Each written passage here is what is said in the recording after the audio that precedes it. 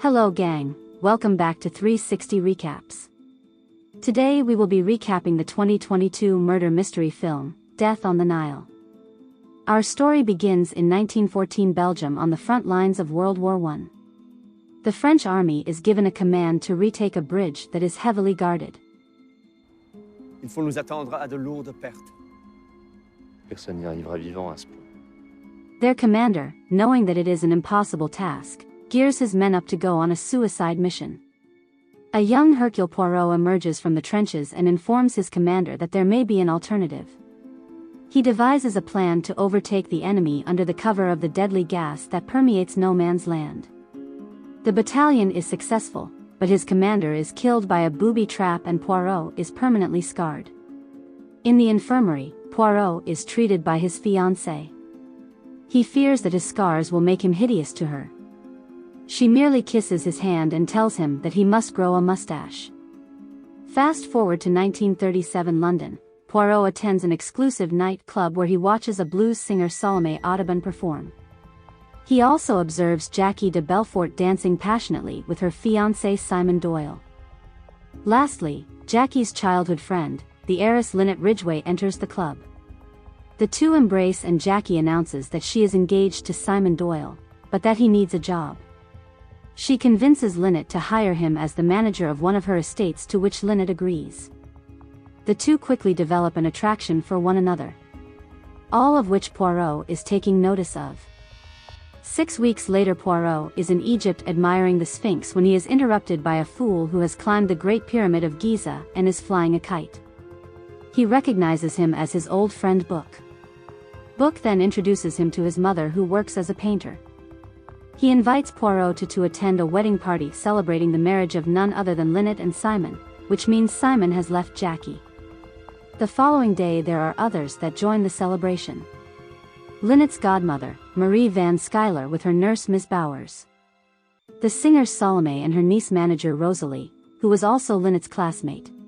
Linnet's cousin and trustee, Andrew Cachadurian, who manages her finances. Louise Bourget, Linnet's longtime personal maid. And lastly, Linnet's former fiancé, medical doctor Linus Windlesham. Simon gushes over his new fiancée while Louise admires Linnet's new and very expensive diamond necklace to make sure that it is safe. During the celebration Jackie shows up to the party uninvited. Her presence makes Linnet uncomfortable, which causes her to leave the party abruptly. The next day Simon and Linnet ask the detective for help, but he says that she has committed no crime.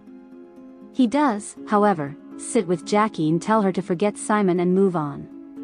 Jackie insists that Simon still loves her and that she cannot stop loving him. She tells Poirot that if she is to die of a broken heart she will not die alone, showing him a gun. Poirot informs Simon and Linnet of his conversation with Jackie. He suggests that they return to London for safety, but Simon does not agree with Poirot's suggestion. The following morning the wedding party board a river cruise to evade Jackie. Linnet visits Poirot as he reminisces Catherine. She tells him that she is frightened and does not trust her guest even with Jackie being gone. Poirot promises to keep a tight watch on everyone there. While on board, Book confesses to Poirot that he is in love with and secretly dating Rosalie, even though his mother disapproves of it. Conversely, Salome approves of her niece's relationship with Book. The next day, while exploring an ancient temple, Simon and Linnet narrowly survive a falling boulder, and a sandstorm forces everyone to seek refuge inside. When Linnet returns to the ship she discovers that Jackie has joined the vessel. Linnet is frightened, telling Simon that Jackie will murder them. When Simon tells her that it is a passenger vessel open to anyone, Linnet says that she will buy the entire ship to get away from her. At dinner Louise gives Linnet a scarf. Her godmother, Marie, notices that her own scarf is missing. During the conversation, Poirot's book was swapped with Rosalie's, so she returns it. Simon and Linnet tell Poirot that they are returning to London in the morning. Upon hearing this Jackie gets upset and leaves the dinner party. Simon invites Poirot to drink champagne celebrating being rid of Jackie. Drunk on champagne, Poirot goes to the deck for some fresh air where he sees Jackie. He confides in her that he gave up on love after Catherine was killed by a mortar explosion. He implores Jackie to forget Simon just as he has had to forget Catherine in order to continue on with life. Linnet attempts to make peace with Jackie, but Simon insults her, angering her even further. She shoots him in the leg and then attempts to shoot herself. Rosalie and Book intervene and whisk her away to Mrs. Bowers to calm her down while Windlesham treats Simon's gunshot wound. The following morning, the ship is in chaos after Louise discovers Linnet has been shot in the head and her precious necklace missing. Let's take a break for a moment. Do you enjoy true crime? Play an interactive true crime-inspired murder mystery game where you get to search the victim's room by clicking on items and watching scenes of her life. Based on a true story, solve the murder of this young woman. What happened? Who did this to me? Just click on the link in the description to play this free game. Now back to the film. Windlesham estimates her death to be between 12 to 2 a.m. They also find a bullet, possibly .22 caliber.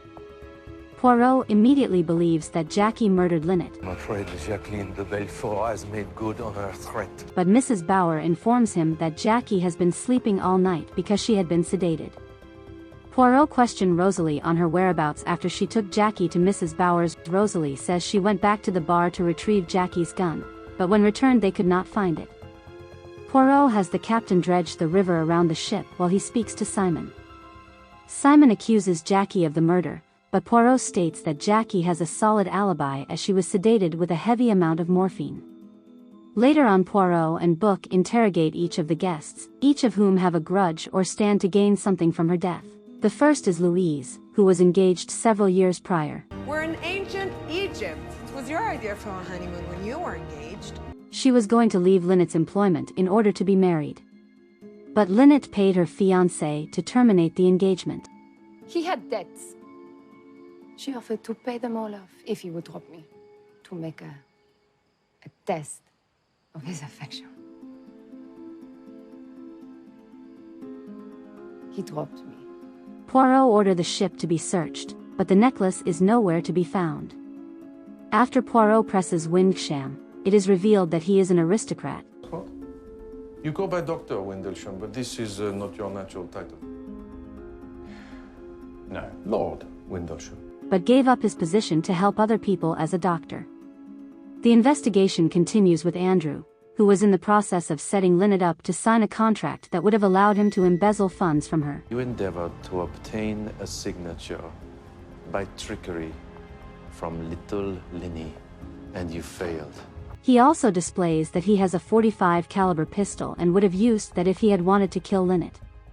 Mrs. Bowers is then interrogated. We discover that her previously wealthy family had been destroyed by Linnet's father during the Great Depression. Many lost fortunes in the crash. Many of them due to Papa Ridgway and his unscrupulous business practices. The interrogation is interrupted by Marie, who is also a beneficiary of Linnet's will. Poirot deduces that they are not friends, but lovers. Suddenly, the crew finds Jackie's gun dredged from the Nile. It is wrapped in Marie's missing scarf and a bloody handkerchief. It appears as though 2 bullets had been fired from the gun. Poirot makes his way to Salome, where he discovers that years ago she had had a racist encounter with Linnet when Linnet was but a girl. Monsieur Doyle mentioned an incident with the victim long ago, a reason for possible animosity. As destiny would have it, years later Linnet and Rosalie attended the same boarding school, where the two became close friends. Linnet was just a kid back then, taught by a bad daddy. Salome also reveals that she keeps a .22 caliber pistol in her hat for self-protection. Euphemia interrupts in the conversation and says that she has found Linnet's necklace in her vanity drawer. Poirot initially suspects that she resented Linnet for introducing Book to Rosalie. He then gathers Solame, Rosalie, Book, and Euphemia to reveal that Euphemia hired him to investigate Rosalie. I had to make you see what she is. Moreover, it is revealed that Poirot purposefully switched Books with Rosalie to find out that she is more than worthy of Book's affection. Euphemia still disagrees with the relationship, and Rosalie, furious at Poirot for investigating her, walks out. Poirot follows her to apologize, but the two discover Louise's body in the water wheel with her throat slit. According to Windlesham, she'd been killed on the ship, thrown in the river, and her death was about an hour ago. She has money in her pocket, covered in blood, so Poirot suspects that she witnessed the murder, then blackmailed the killer. Windlesham states the killer used a sharp blade that would resemble a scalpel. Andrew quickly accuses him of being the killer. A fight breaks out and Poirot sees a possible witness outline in the blood splatter. In his final interview, Poirot interviews Book with Simon. He realizes that Book was the first to find Linnet dead, but decided to steal her necklace in order to be financially free of his mother.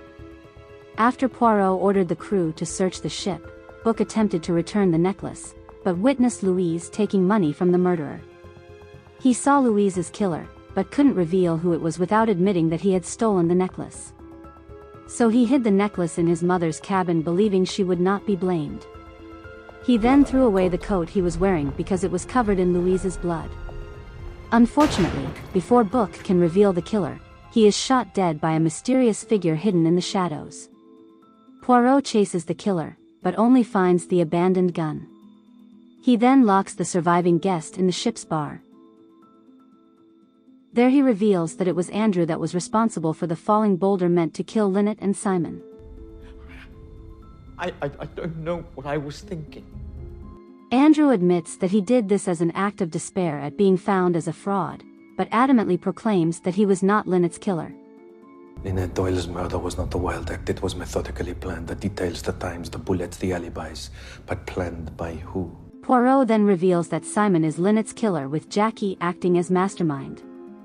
They are still lovers and arranged Linnet's romance and then marriage with Simon in order to inherit her wealth upon her death. In fact, it was Simon that drugged Poirot's champagne and Jackie pretended to shoot Simon with a blank. Simon was able to fake his injury with paint stolen from Euphemia that he allowed to drip on his handkerchief. With Jackie distracting Rosalie and Book going to find the doctor, it gave Simon enough time to murder Linnet.